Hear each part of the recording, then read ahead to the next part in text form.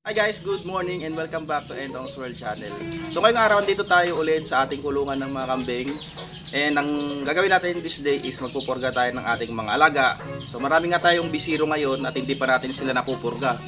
And yung iba dito kailangan na rin ng supplementation o yung injectables ng mga vitamins para mas maging healthy sila, tapos makaiwas na rin sa sakit.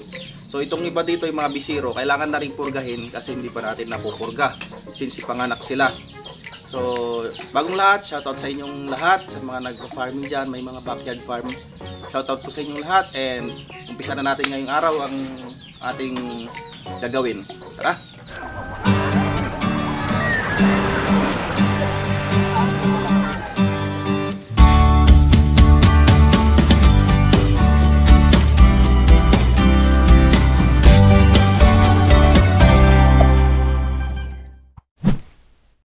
So nakakulong yung ating mga alaga last night and hindi natin pinakawalan. Yun nga lang, mayroong mga nakawala. So ito dito sa gilid. Ayan. Ito kasi mga pupurgahin natin eh. Lalong-lalo itong mga bisiro. So isasabay na rin natin itong mga inahin. At kailangan talaga purgahin natin to kasi lumipas ng isang buwan, hindi pa natin sila napupurga. Pero since summer naman, medyo masigla naman sila dahil nga ngayon pa lang naman nag-uumpisang umulan, no? So yung kapaligiran natin, basa yung mga dahon, basa din yung lupa, tapos magdamag ding umulan. So kailangan talaga ngayon paghanda na nating purgahin tong mga alaga natin dahil nga papunta na naman o paparating na naman yung rainy season. Itong mga bisiro kasi natin na ito, no? Pag pinurga mo na to, kailangan talaga is sabayan mo rin ng mga injectable na vitamins, B-complex, tapos iron. Kasi kailangan din nila yon para mas malakas sila. And yung iba naman dito, kailangan na rin ng purga dahil nga napapansin ko, payat din talaga. So, ayan yung iba pa, napupurgahin natin. Karamihan mga bisiro. Tapos dun sa kulungan naman ng ating mga F-series na bower, ayan, napurga na natin yung isa dito, si Tamtam. Yun nga lang itong tatlo, hindi pa. Dahil nga medyo busy tayo last time. So ayan sila. Ang pangpupurga naman natin sa kanila is yung dalawang klase. Yung isa, albendazole. Yung isa naman, penbendazole.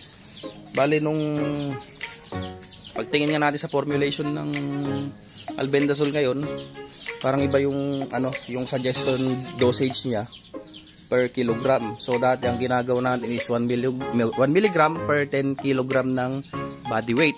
So kung ang alaga ninyo is nasa 15 kilograms, ang bibigay nyo naman is 1.5 mg.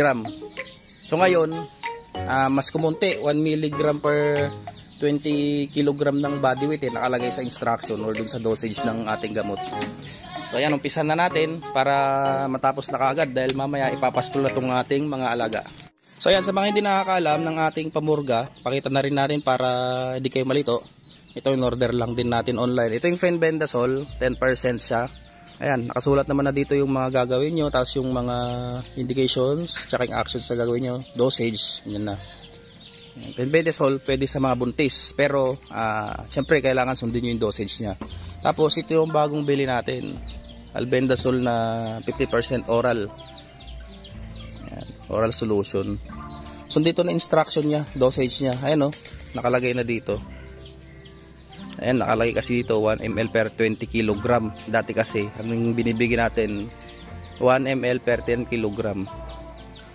Ayan, pisan na natin para tuloy-tuloy mamaya. So ito tropa yung gamit natin. May stopper siya. Oral drench na gamit natin. Yung pang siya, pang deworm talaga. So ang binili natin is pang 5 ml para nahati-hati natin. Meron din available sa Shopee nito yung mas malalaki. Merong may 20 ml, ganyan, 15 ml. So itong nakuha natin pang 5 ml. Yung mga stopper niya is per ml siya.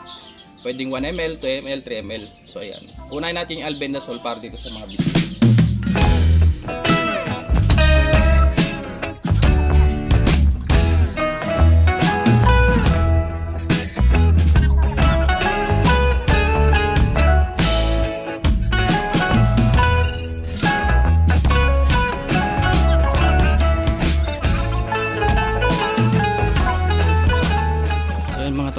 tapos na tayong magbigay ng purga sa kanila.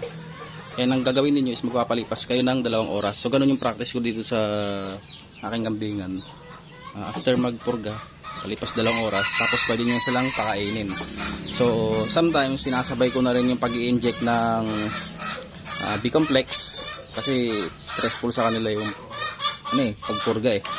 Tapos itong mga B0 binibigyan ko rin ng yun nga B-complex tapos iron. Sa mga inay naman B-complex lang. So ganun lang yung routine dito para mas maging healthy sila. Tapos ang kagandahan kasi ng nagdi-deworm, mas na-absorb nila yung nakakain nilang mga forages na may nutrients kanyan. So pag di mo kasi dinidehorn, naagawan sila ng bulate, ng sustansya. So, minsan papayat sila. Tsaka makikita mo sa balahibo nila, hindi ganoon kasainig pag unhealthy yung mga alaga nating kambing. Yung mga natin tabi balahibo. Itong mga to papatabain pa natin itong mga B0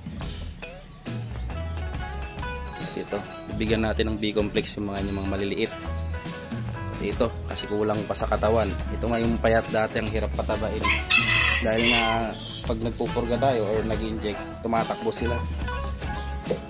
Ito dali tayo, ayan, ito yung ating F1, mga bulugan na F1. Ito pa F1. So, pansinin niyo ganda ng ganda ng itsura nila pag upgraded. Pag sakta rin yung tenga and mas mabilis silang lumaki unlike pag yung pure native, napakatagal. Tingnan niyo naman yung mga 3 months old magpo 4 months old. Tangkad. So, tangkad sila. Ito kasi, ito yung naman, triplets line.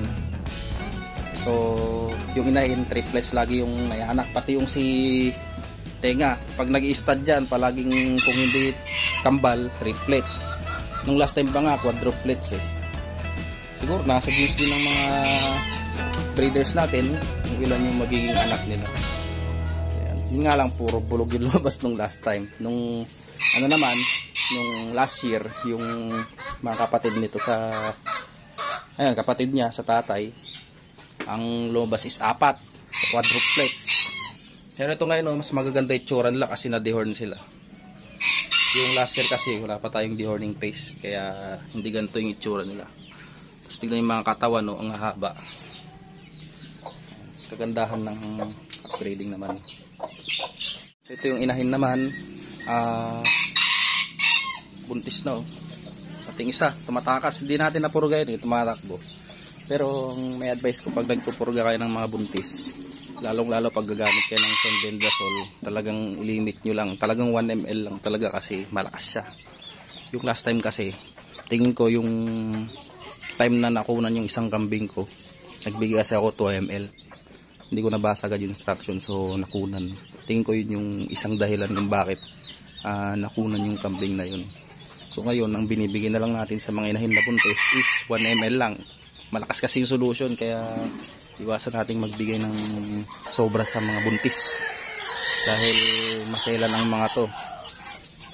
Posibleng makunan sila pag nasobra yung dosage. Ito, ang due date nito, anong buwan na ba ngayon? May June, July. Sa July siguro ito, bubuga na to.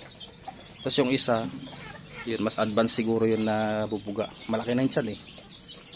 So ayan guys, after nating magpurga, pakita ko yung sample ng ng pastulan. So gaya nito, minsan kasi pag nagpapastol kayo sa sa pastulan, ang mga damong makikita nyo ganyan, mga paragis, may mga tawa-tawa, tapos mga ligaw na damo. Kinakain din naman ng mga kambing yan kasi lalo-lalo yung mga native natin, local breeds, sanay sa yan, sa pastulan. So pag naipastol yun na sobrang aga, may mga parasite pa yung mga damo na yan. Minsan may mga itlog pa ng parasite din, andyan sila nakakapit. So kapag pinastol nyo ng sobrang aga, kagaya nito, sobrang aga nyan, basa yung damo, andyan yung parasite. Once na makain ng mga kambing yan, naku, diretso na sa yan, sa rumen nila. Tapos syempre naging cause na ng bulati nila. And pag di nyo rin pinupurga, naku, papayat ang kambing nyo. Tapos pwede pang maging cause ng pagkamatay nila. So importante rin talaga yung deworming. Yan. Plus ano lang kasi hindi tayo nag-deworm kasi summer naman, tuyo lagi yung damo. Kaya ngayong rainy season, importante talaga yung regular kayong nag-deworm. Mabasa yung damo. Gaya nito, sample natin. Yan, basa yung mga damo niyan. Yan. Ayan yung bahay ng mga parasite pag umaga. So ayan mga tropa, after 2 hours nating hindi pinakain, simula nung na-deworm natin kanina, ito, binigyan na natin sila ng corn silage. So ganun lang gagawin niya pag nagpupurga kayo. Magpalipas kayo ng 2 hours pag nagpurga kayo ng camping. So yun yung practice natin dito sa bar.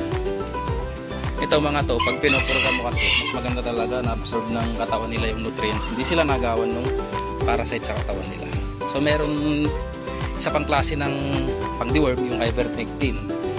So ano yun, silalim ng balat ng ituturo. So meron pa dito traded and locals. Hindi sila ng corn silage sila. Tapos nakahalo na rin si Tamtam dito.